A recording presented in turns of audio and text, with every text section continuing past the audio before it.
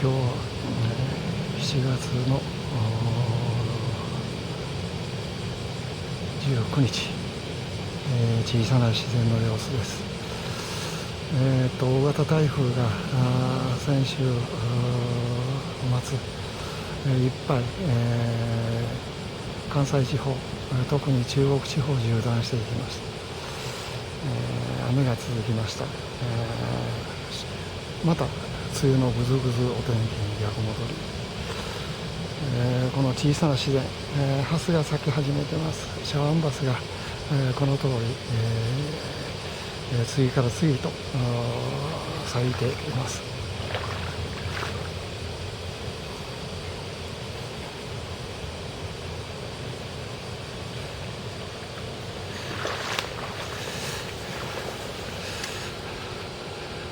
ようやく夏まだ全部揃ってきました。岸辺のエゾミソハギ、あら大きな鉢もおりますね。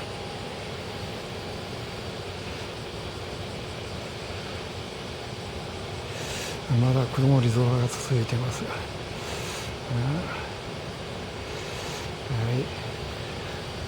半夏生、だんだん葉っぱが、少し黄色みを帯びてきましたね。もうおしまいです。田んぼの様子、強い風だったんですが、元気に、育ってます。ただやっぱりそろそろ小ナギが増えてきました。次の定例活動作業はこの小ナギ取りを田の中に入ってします。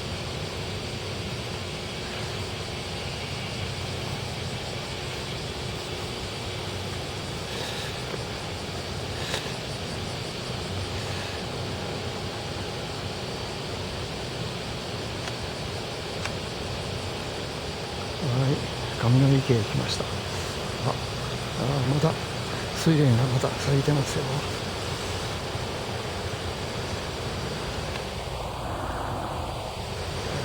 睡蓮もきれいにまた咲き始めています。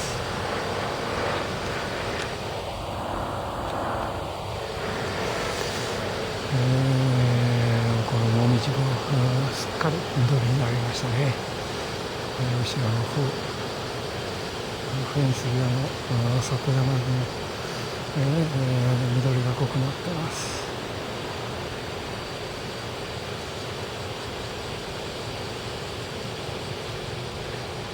一の田も小ナギが増えてきてます。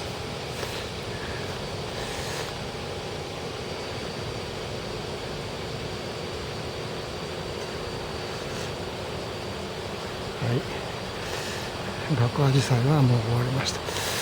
ちょっと花芽を借りてやっておかないといけませんね。はい、柿、どうも今年も鈴なりのようです。はい、この通り、秋の味覚まで、まだまだ未熟ですが楽しみです。やっぱり風のせいもあったんですが、この通り撤火して、実も落としてますね。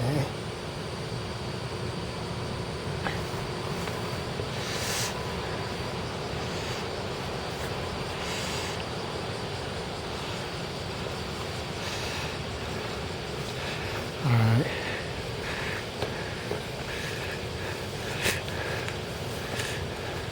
これが今日、7月の19日、小さな自然の様子です。台風明けでまた、ぐずぐずお天気、梅雨空が続くかもわかりません。